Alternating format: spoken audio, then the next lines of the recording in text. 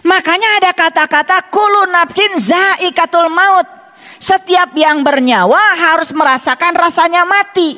Tahu nggak rasanya mati? Orang mati itu teu boga kahayang. Itu yang disebut dengan sakinah.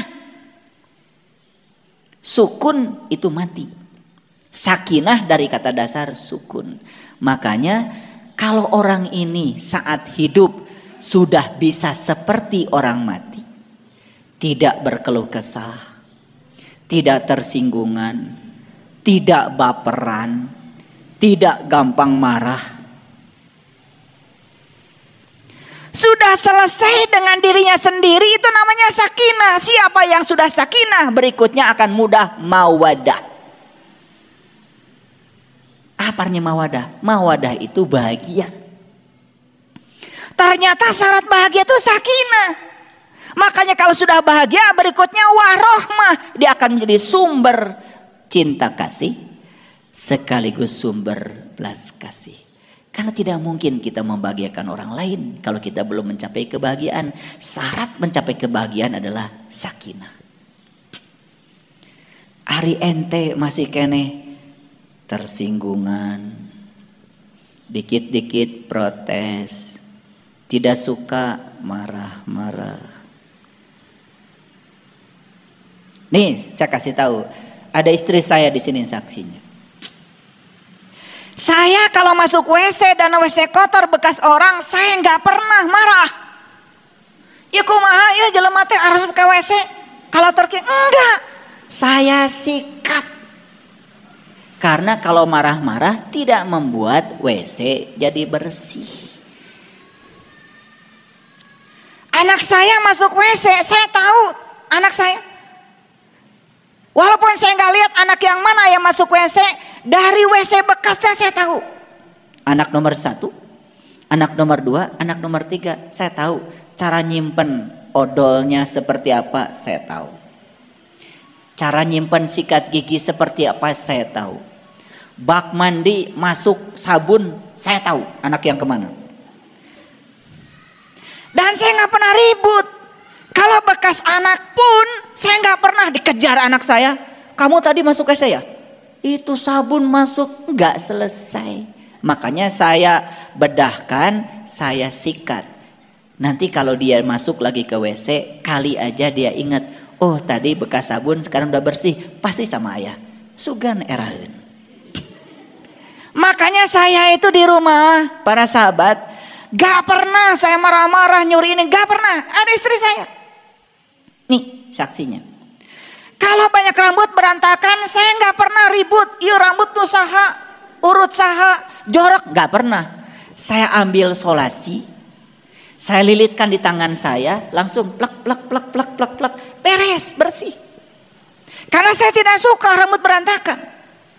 Kalau ada rambut nyumpal di saringan WC, saya tahu bekas anak yang mana, saya cabut sendiri, saya buang. Gak pernah ribut. Karena ribut tidak pernah menyelesaikan masalah. Ini saya ngasih contoh. Sugan areling itu. Gak perlu marah. Di rumah saya banyak juga yang ngerokok. Puntung rokok ada. Dan saya kalau ngambil puntung rokok bekas kalian ketika kalian sudah pergi. Karena kalau saya ambil kalian masih ada, perasaan saya nggak nyampe, takut kalian tersinggung. Makanya sudah pergi saya ambilin. Itu cara saya. Makanya saya nggak pernah melarang, mual nitah, mual ulah, mere contoh. Da amak-amakan mual mereskeun masalah. Gitu aja kok. Sederhana. Kolam kotor, nggak pernah saya pusing. Bedahkeun we, bersihan, beres. Karena tidak ada kemarahan yang bisa menyelesaikan masalah kecuali menambah masalah baru. Sugan ada di ceramahan kieu mah arera. Ini masalah ego, masalah ego. Kalau kita belum bisa mengalahkan diri sendiri, yang keluar adalah konflik. Orang yang konflik dengan pikirannya, mulai keluar dari lisannya konflik dengan orang lain. Ini saya kasih tahu, siapapun yang masih konflik dengan orang lain, itu Anda itu masih punya konflik dengan dirimu sendiri. Can beres. Itu waras. Makanya jihad itu dua, diulang-ulang di banyak ayat. Kalau saya tunjukkan ayat tentang jihad, itu cuma dua. Bi amwalihim wa anfusihim, bi amwalihim wa anfusihim. Apa pesannya? Menang, mana yang harta. Tapi menang, lepaskan. Boleh mencari, tapi jangan melatih diri mencari. Latih diri untuk melepaskan.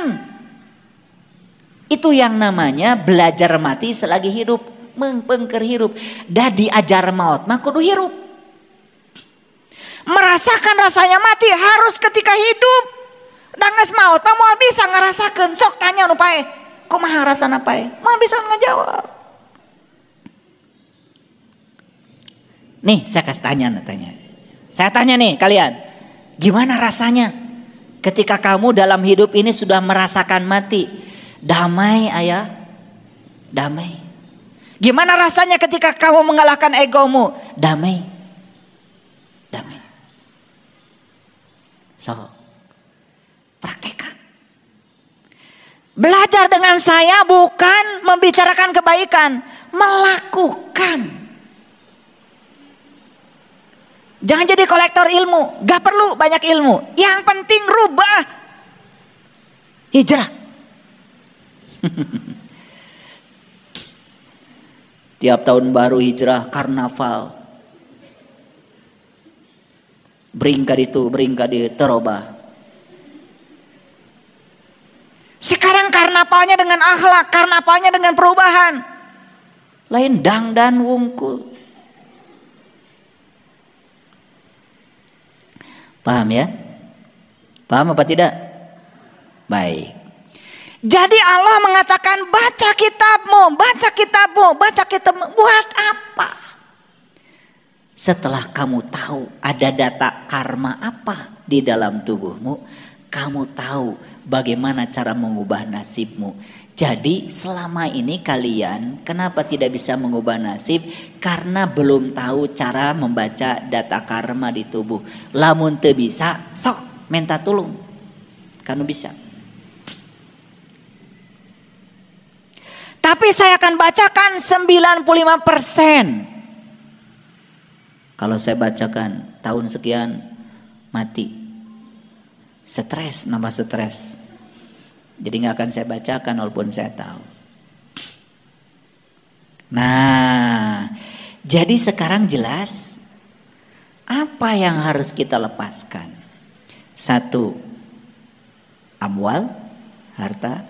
2, diri, anfus. Diri yang mana? Diri yang palsu. Diri yang dikendalikan oleh pikiran. Kalau diri yang sudah asli, diri yang sudah dikendalikan oleh kesadaran, tidak mungkin ego. Dan kudu diomen teh ieu. Cuman selama ini kan gak jelas. Jihad. Kunaon? Harta jeung diri teu naon maot oge. Allah mah tidak nyuruh kita mati. Allah itu menyuruh kita belajar mati dalam hidup. Gitu. Sing bisa ngajangka bageto. Mati sakjeroning urip, belajar mati selagi hidup. Apa hasilnya kalau sudah sakinah? Mawadah. Kalau sudah mawadah, warahmah. Nah kita ini kalau ngomong sakinah, mawadah, warahmah, lamun anu kawin.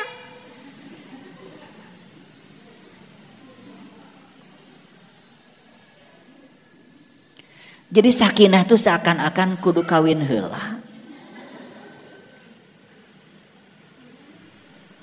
Sakinah itu adalah kondisi batin kita yang tetap dalam keadaan nyaman, tentram, tidak merasa terganggu apapun yang terjadi di luar dirimu. Karos, Ini kalian nih wajahnya wajah-wajah yang sering baperan. Apa yang terjadi di luar selalu mengganggu, selalu merasa tidak nyaman. Inginnya semua orang memuji kita, inginnya semua orang simpati kepada kita, inginnya semua orang hormat pada kita. Satu saja menghina kita, baperan, gak siap, merasa terganggu. Lihat saya semuanya. Ketika kalian masih merasa terganggu oleh situasi di luar dirimu, ada masalah besar dengan dirimu.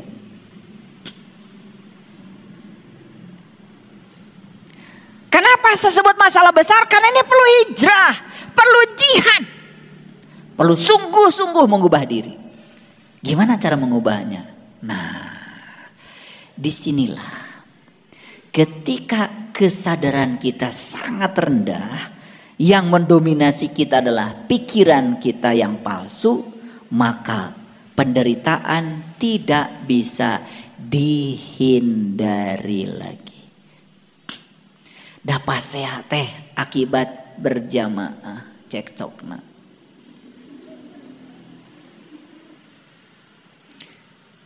Saya perbolehkan kalian cekcok, tapi saurang-saurang.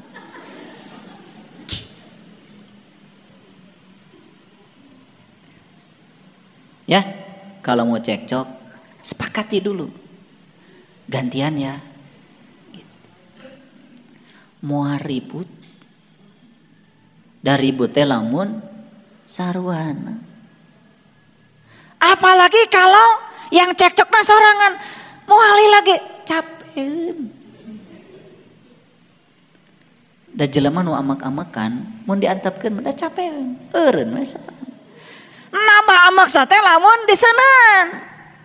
Tah urang teh sok mere seuneu. Padahal sudah belajar dalam hidup, seuneu mah ngan bisa paehna ku cai.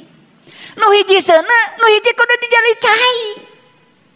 Ieu nu hiji seuneu, nu hiji seuneu deui. Jadi bisa dibaca para sahabat. Saya bisa tunjukkan dari ujung sana sampai ujung sini, kalian itu dominannya apa sebetulnya? Air, api, udara, tanah. Bisa ayeuna ge kabaca. Ngan kudu mayar. Tong hayang gratis wae atuh. Jadi unsur dominannya kita tuh apa? Ada yang unsur dominannya api, saya tahu. Ada yang unsur dominannya air, saya tahu. Yang unsur dominan tanah, saya tahu. Yang unsur dominannya udara, saya tahu. Tahu. Karena itu data yang kalian bawa, tersimpan di tubuhmu, tersimpan, bisa dibaca. Gampang.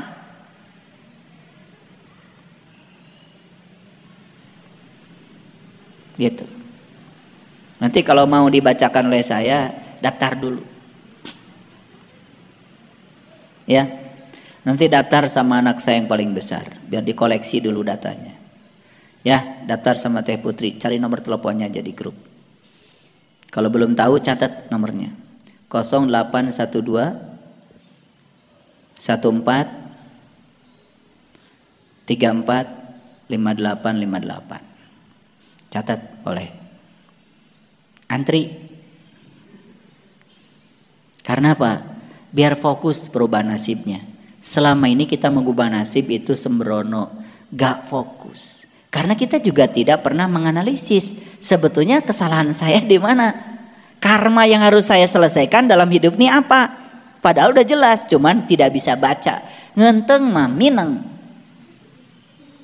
Ayo we ngabeureuman pipi.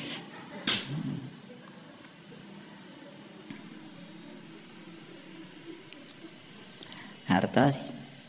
Jadi sekarang ngerti jihad itu?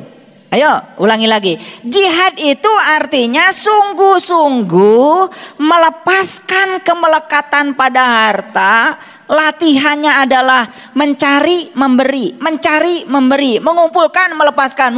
Kade ulang ngumpulkan wungkul. Nah, melepaskan kemelekatan pada diri yang palsu. Dua latihannya. Satu, jangan serakah pada yang kita ingin. Dua, tongewa pada sesuatu yang kita tidak ingin. Udah dicatat? Kade, ulah barho.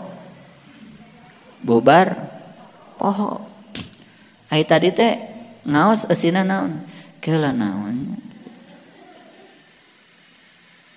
Ke lamun asup ka restoran geus dahar tempe 5, tahu 3, pindang bandeng 2. Naon tadi ti tuang? Ya ke naonnya? Eta nepi ka teu inget dahar tempe 5. Subhanallah. Cing atau pohoan teh ulah kitu-kitu teuing. Nah, semakin jelas sekarang. Jadi disinilah sebetulnya latihan yang sungguh-sungguh melepaskan kemelekatan. Untuk apa?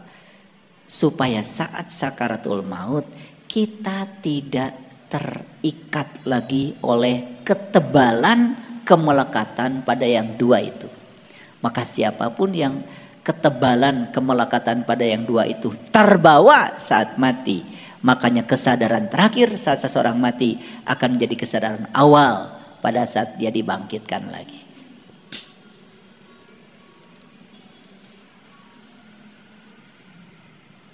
Itu. Nah, sekarang kita lihat ayat lain. Ya, saya mau tunjukkan. Karena ayatnya banyak, tentu saja saya tidak menunjukkan semuanya. Tetapi inti-intinya saja. Kita lihat surat yang ke-29 ayat yang ke-6. Nah, lihat saya. Waman jahada fa inna ma yujahidu li nafsi.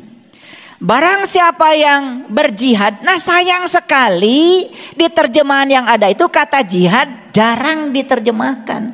Lalu dipersepsi jihad itu seperti kebanyakan orang. Jihad itu jadi menyerang orang.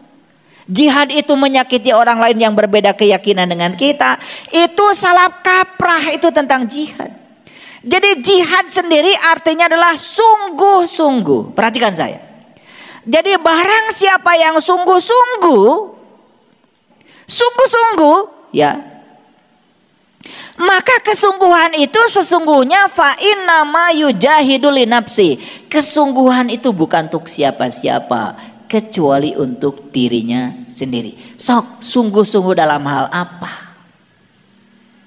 Tentu saja sungguh-sungguh dalam hal tertentu yang sudah kita tentukan.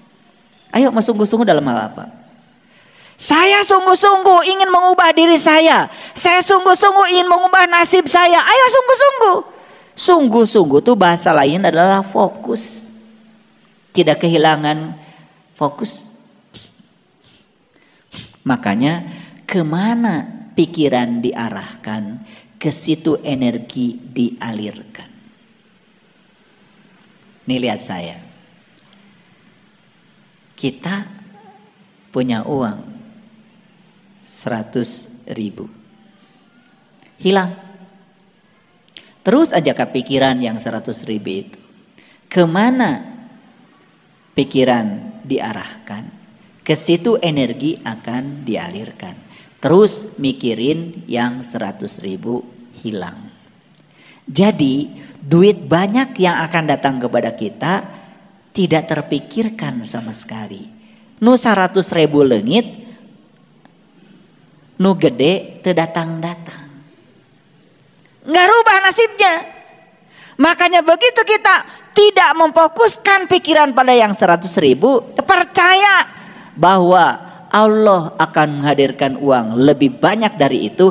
Arahkan saja pikiran kepada yang lain. Di mana pintu tertutup, berarti Allah sedang membukakan pintu yang lain yang akan dibukakan. Arahkan ke situ. Di situ kedahsyatan mulai datang.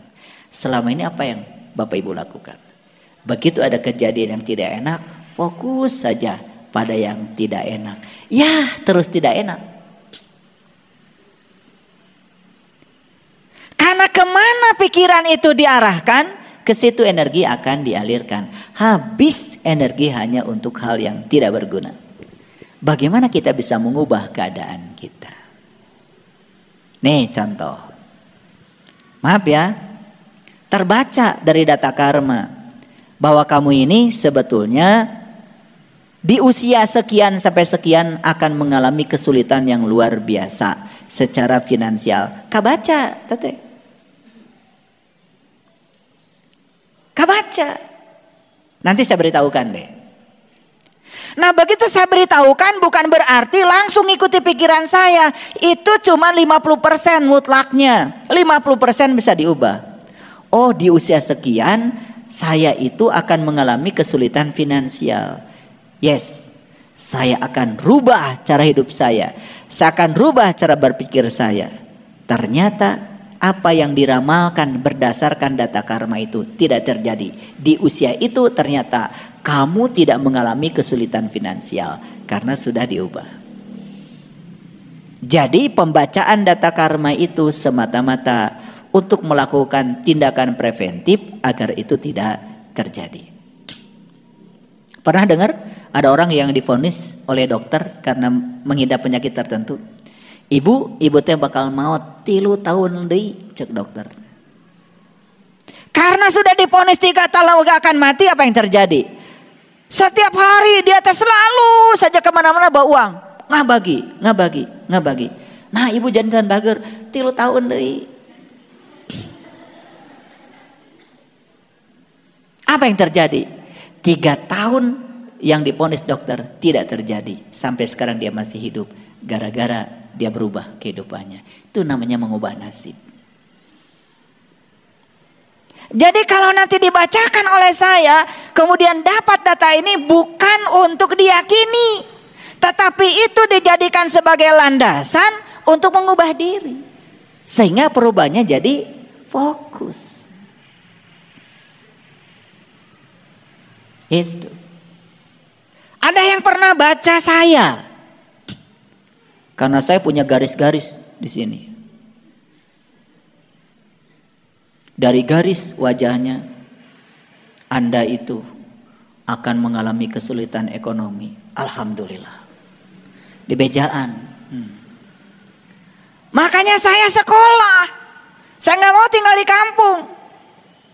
Udah di bejaan. Nggak mau. Saya sekolah. Saya rubah nasib saya. Maaf. Saya pernah jadi asisten rumah tangga.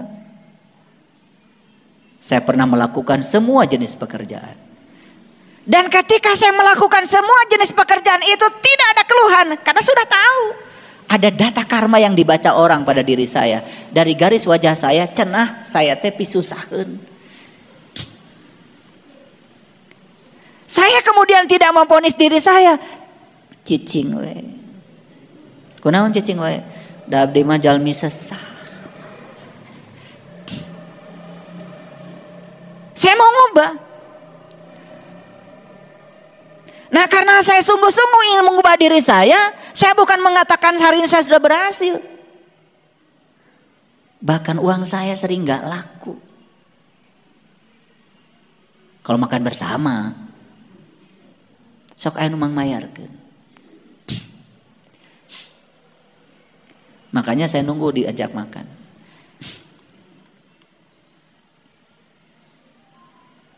Ya. Saya itu nggak bisa makan misalkan di warteg, nggak bisa. Kalau ngantar istri saya ke pasar baru, kalau istri saya bisa. Ayah bakso juga naraos, makan bakso di situ, nggak bisa. Saya nungguin aja. Saya nggak bisa. Jadi saya kalau makan harus di restoran yang bersih dan mahal. Berarti kudu loba duit. Jadi vonis yang mengatakan garis wajah saya pisusaheun bisa diubah. Ngerti maksud saya? Ya, yang banyak garisnya dengan saya jangan takut, bisa diubah. Jadi tidak ada nasib yang permanen. Sekalikan itu sudah terbaca sebagai data karma kita yang tersimpan dalam DNA tubuh kita, kalau kita bisa mengubahnya dan mau mengubahnya, bisa diubah. Jadi sejalanlah antara Quran dengan sains. Nah, pelajaran yang berbahaya yang sudah tertanam di kesadaran bawah sadar kita, dari kecil kita diajarkan oleh guru ngaji kita, cenah yang menentukan nasib mah Allah. Maneh mah pibeunghar. Ieu mah pisang sara. Ceksa tos diatur ku Allah di Lauh Mahfuz. Hayang kitu boga Allah nu kitu. Abdi mah da alim. Betul? Nah, jadi sekarang terjawab, Allah itu tidak pernah turut campur menentukan nasibmu. Yang menentukan nasibmu ya dirimu sendiri. Kalau Allah turut campur, cek Allah teh, tong turut campur, geus ditangtukeun ku kaula, tidak mungkin Allah berfirman, sesungguhnya aku tidak akan mengubah satu kaum. Kalau dia tidak mengubah, mahal mungkin. Nah kita ini sering belajar agama itu terkadang tidak koheren. Satu pendapat dengan pendapat lain berlawanan. Untung saja karena kurang kritis berpikirnya, santai-santai saja. Gak terlalu mikir. Gitu. Nah sekarang setelah saya bongkar nih rahasianya hari ini, dan saya sudah ngasih contoh pengalaman saya sendiri. Pengalaman saya sendiri. Ya. Saya sudah baca data saya. Saya itu golongan darahnya A. Nah Allah ngadamel golongan darah teh beda-beda. Gak mungkin Allah mengadamel hiji perkara teu aya tujuanana.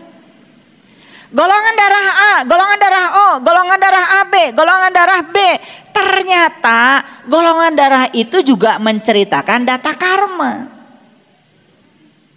Sekarang dunia pendidikan di negara maju sudah berdasarkan golongan darah.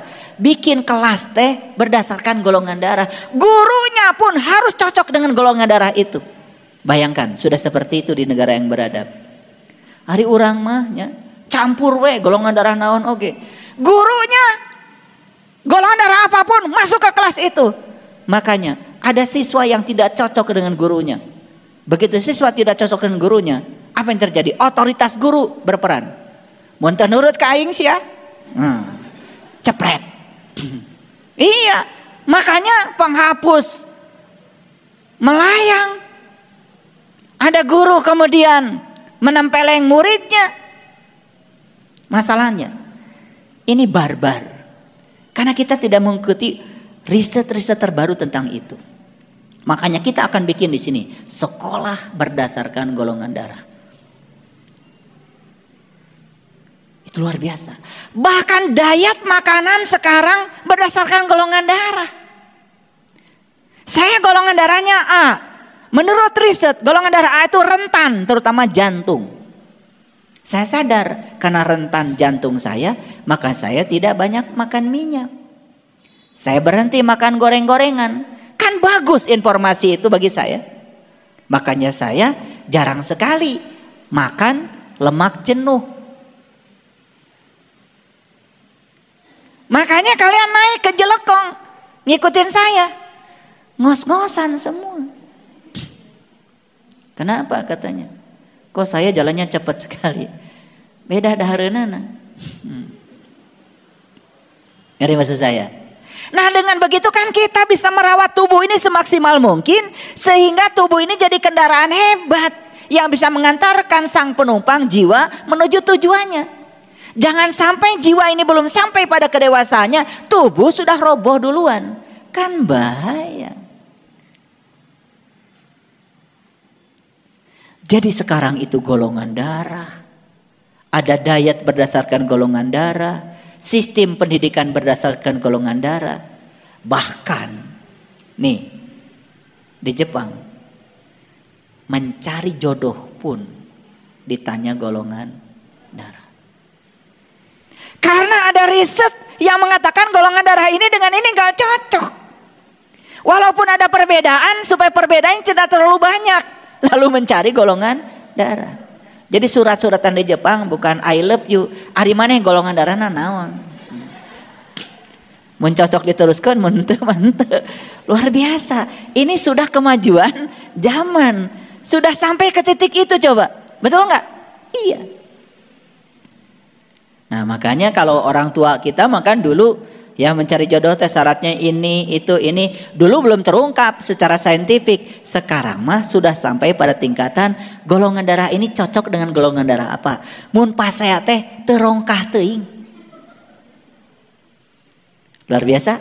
Luar biasa. Jadi sebenarnya temuan-temuan neuroscience, riset-riset modern itu kalau kita cermati, ternyata semua itu justru membimbing kita untuk menjadi tambah baik. Tambah lagi spiritual. Makanya spiritual, saya kaget. Spiritual itu ternyata dari bahasa Latin, dari spiritus. Jadi spiritual itu dari spiritus. Tahu spiritus? Spiritus. Masih ingat gak dulu? Nah, kalau usia-usianya yang di atas 50 ke atas mah pasti manggut. Karena dulu zaman PLN belum ada, kita pakai lampu petromak. Lampu petromak itu kan pakai ada lampunya terbuat dari kain. Nah, itu kemudian si kainnya itu ya kalau baru dibeli, nah itu kayak burayot. Jadi burayot di Garut tidinya kade, mikir tuh ulah kemana-mana. Ya Asep kade.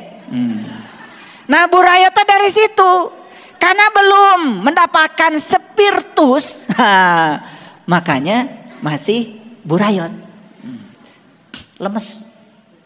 Nah dimasukkanlah spiritus ke dalam, kemudian disulut. Nah jadi spiritus itu sebetulnya adalah pemicu penyulut.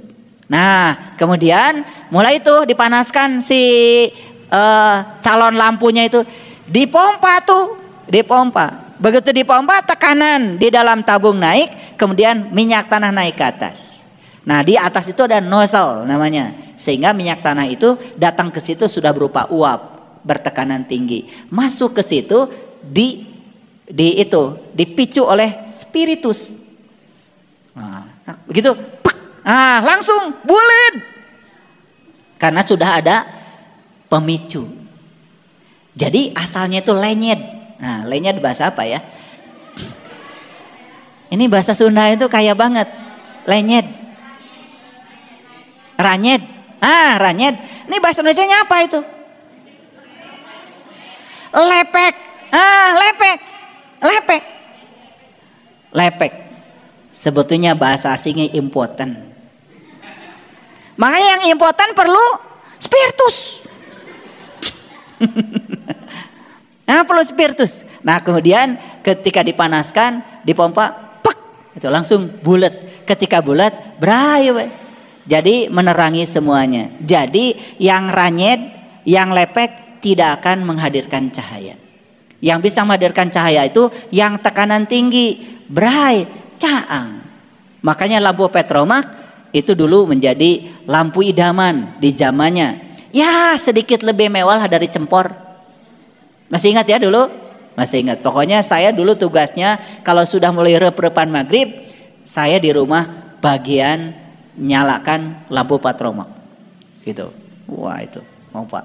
Luar biasa ya. Nah sekarang saya sudah gak lihat lagi itu ya barang itu. Itu adalah teknologi dulu, tetapi itu fisika. Keren banget ya. Jadi syarat untuk bercahaya satu